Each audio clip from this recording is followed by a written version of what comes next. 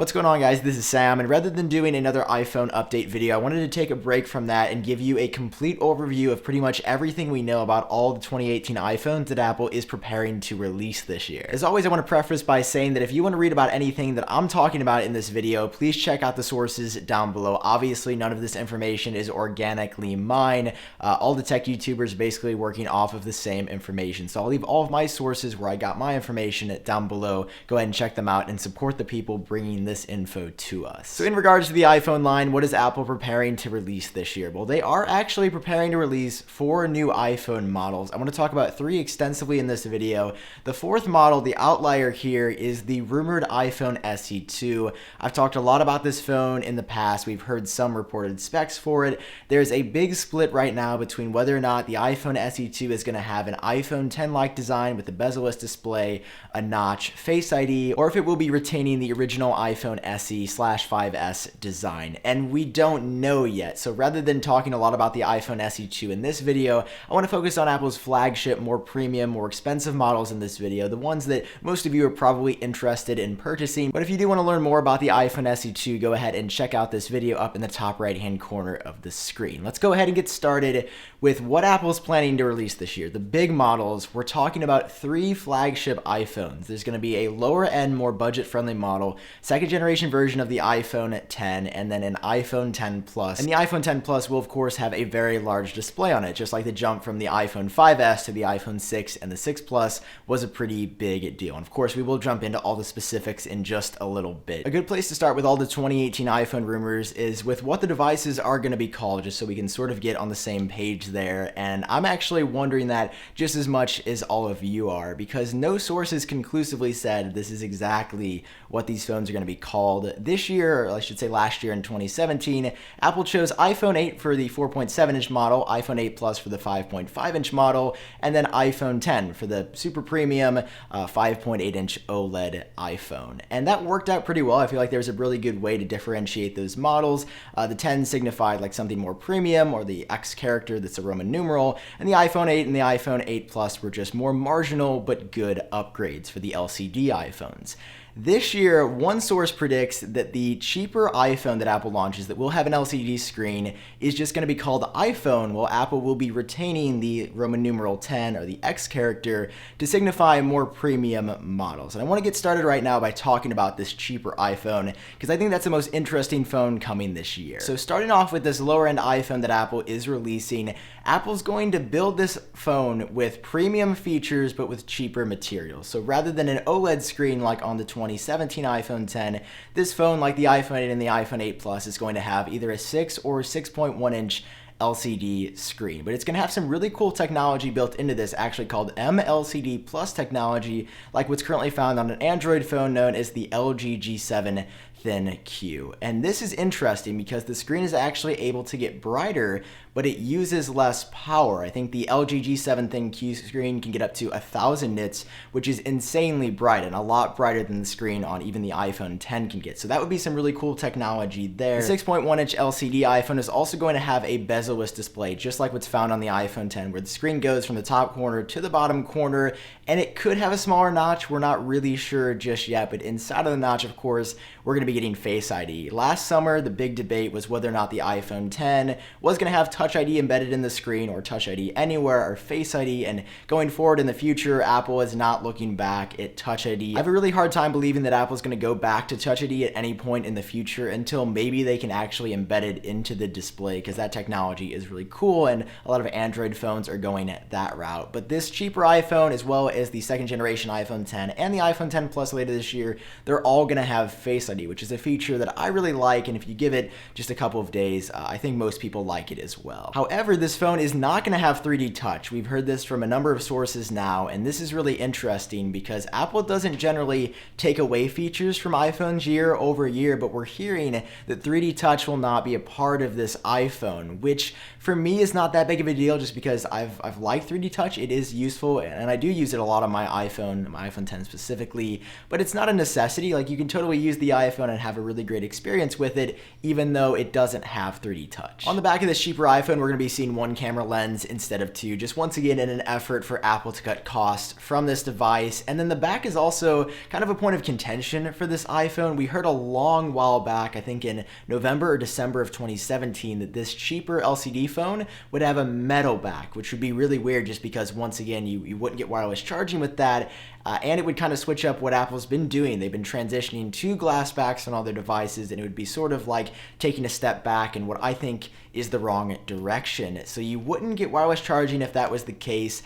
And another source has also said that maybe these phones, maybe this cheaper iPhone, could have some iPhone 5C type vibes coming in, I think, pink, yellow, and blue, which are very bright colors, just like what we got with the iPhone 5C. And iDrop News has created this incredible concept to sort of envision what an iPhone 10 style device with colorful backs could look like. It almost looks like this is plastic, but maybe Apple could find a way to make the glass or even the metal back one of these colors. This would be an interesting move if Apple does this, but I believe this is only a prediction from an analyst, so there hasn't been any hard evidence or data to suggest that Apple is actually going to add a ton of colors for this cheaper model. It's also safe to bet that this phone will have the A12 processor inside, which is going to be the next generation version of the A11 Bionic chip. The A11 Bionic chip is already insane on the iPhone 8, iPhone 8 Plus, and on the iPhone 10, so I can only imagine what raw power the Apple A12 processor is going to have when Apple unveils it later this year.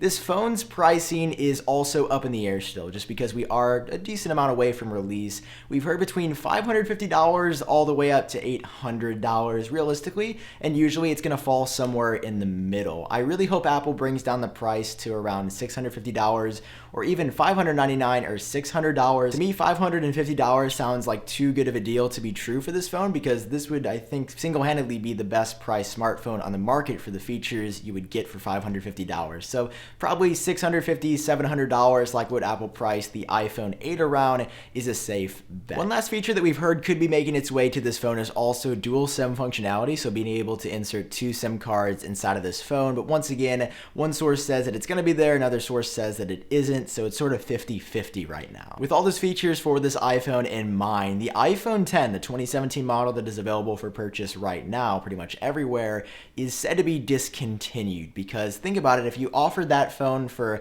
$100, $200, or even $300 less, this new phone with the 6.1 6-inch LCD screen with all the features that I just talked about would be in direct competition with a year-old phone, and like arguably you could say that the 5.8-inch OLED screen on the 2017 iPhone 10 could be better than the 6-inch LCD screen. So that would be a big point of contention. The iPhone 10 may be discontinued after just 1 year of being on the market, but of course all the features and everything else we love about the phone will live on in what we're going to talk about now, which is the second generation iPhone 10 and then the iPhone 10 Plus. Beginning with the second generation iPhone 10, this phone is going to be very similar to the current 2017 iPhone 10 that is set to get discontinued. It's going to have a very similar body, stainless steel edges. We'll talk about the colors in just a sec. For this screen on it, also a very similar, probably identical 5.8-inch OLED screen for some insane black levels. One of my favorite screens that I've ever seen, so I can't wait to see that back again. You're going to have maybe a smaller notch at the top. Once again, you will have Face ID on this phone. Apple, once again, is not going back to Touch ID. On the back of the second generation iPhone 10, you will be getting dual cameras once again. I think that's a great feature. It's definitely a premium feature, and one that Apple appears to reserve for higher end, either plus size models or more expensive phones, like what the second generation iPhone 10 is going to be. The glass back should be staying once again for the second generation iPhone 10. It's a feature that people love. You get wireless charging, and we haven't heard a metal back would be coming in any way, shape, or form. And the colors here are kind of exciting. We're going to get white and black again like we got in 2017, but gold should finally be coming, or I should say returning, to the highest end iPhone model. We saw it on the iPhone 7, 6S, 6, I think all the way back to the iPhone 5S 5S is when we first saw gold color, and then when the iPhone 10 came in 2017, gold was just not there anywhere, even though it was on the slightly cheaper iPhone 8 and iPhone 8 Plus models. That's reportedly because Apple had a hard time, I think, anodizing the stainless steel bands. I'm not sure if anodizing is the correct term, but basically applying the gold color to the stainless steel bands on the iPhone 10 last year. I think they figured it out because in 2018 it is rumored that gold should be returning. On the inside of the second generation iPhone 10 will probably be the A12 processor, what we should be seeing in the cheaper model as well. And then dual SIM is also up in the air here. If Apple would put it anywhere on Apple's iPhone lineup, they could reserve it to the higher end models, so the second generation iPhone 10 and the iPhone 10 Plus, but it's also up in the air, so we don't really know. This phone is actually going to be cheaper than the iPhone 10 if what sources are reporting is true. Sources are saying the iPhone 10 version 2 in 2018 is actually going to be $899 versus $999 what the current 2017 iPhone 10 starts at, which I think is a really good move. And all the new iPhones in 2018, I forgot to mention this for the lower end LCD model, are going to ship with a USB-C to Lightning cable and a new power brick. iPhone 8s and the iPhone 10 already support fast charging, but out of the box you can't do it. You have to go out and make a separate purchase. So this year Apple should be bundling everything right in the box, which is a really good move. Finally, want to talk about the iPhone 10 Plus. I think this is the model that there's the most hype and excitement around, because while a lot of people love the iPhone 10, love all the features there, they want a bigger screen, and that's exactly what the iPhone 10 Plus is going to offer. The iPhone 10 Plus is going to have a really big 6.5-inch OLED screen, so this thing is going to be pretty big, but luckily the body size is going to be very similar to that of the iPhone 8 Plus. And the same thing's true with the iPhone 10. While the body is a little bit bigger, you can basically fit a larger screen because it is going to be bezel-less edge to edge now with a notch at the top. You can fit that in a smaller body. So while the screen is getting a lot bigger, an inch bigger than on the iPhone 8 Plus, the body size is going to be very similar to that of the iPhone 8 Plus, which is really good to hear. A while back, we saw this leaked screen component for what is apparently the iPhone 10 Plus's display, and the notch on here looks a little bit smaller than normal to me, but there's no way to know for sure until we see some more leaks or mock-ups or schematics really of what the iPhone 10 Plus's display and more importantly its notch will look like. On the back of the iPhone 10 Plus, we're going to be seeing dual cameras once again, which is great to hear. We heard that in 2019, so next year for the new iPhones, we could be seeing a third iPhone camera lens, which would be absolutely crazy. The Huawei P20 Pro is one of the only phones on the market right now to have a third camera, and there are some clear benefits there. So I look forward to seeing that on some sort of plus-sized iPhone in 2019, but I also hope that Apple brings that to the smaller, like 5.8-inch iPhone 10 in 2019 as well. And color-wise, we're going to see black, white, and of course, Apple wouldn't just bring gold to one iPhone 10, they would be bringing it to the 2018 iPhone 10 Plus as well. Same story here with dual SIM functionality. It's going to either be here or not be here. I think Bloomberg has said it's going to be only on the iPhone 10 Plus, and then other sources have said it's only going to be on the lower end models, so we'll have to wait and see on that. And maybe most excitingly for this is the price. You're going to be getting all of this for the low price of what some sources say is $999. So the starting price for the iPhone 10 in 2017 could now be the starting price for the 2018 iPhone 10 Plus. We'll have to wait and see if that will be true, because prices of course can change. These are all preliminary things that I've talked about. While the majority of what I've said I think will remain true, a lot of smaller details can change between now and September, October, or November, whenever these phones are announced and then subsequently released. If you enjoyed watching the video, it does help me out if you drop a like. If you learned something new, that would be great. And of course, hit subscribe if you want to stay up to date on all of the latest iPhone news. If you do want to help directly support me make future videos like this possible, going over to patreon.com/update would be absolutely amazing. A link is below alongside the merch site where you can buy a t-shirt and help support the channel. For now, I've been Sam. I hope all of you are doing great, and I'll talk to you in my next video.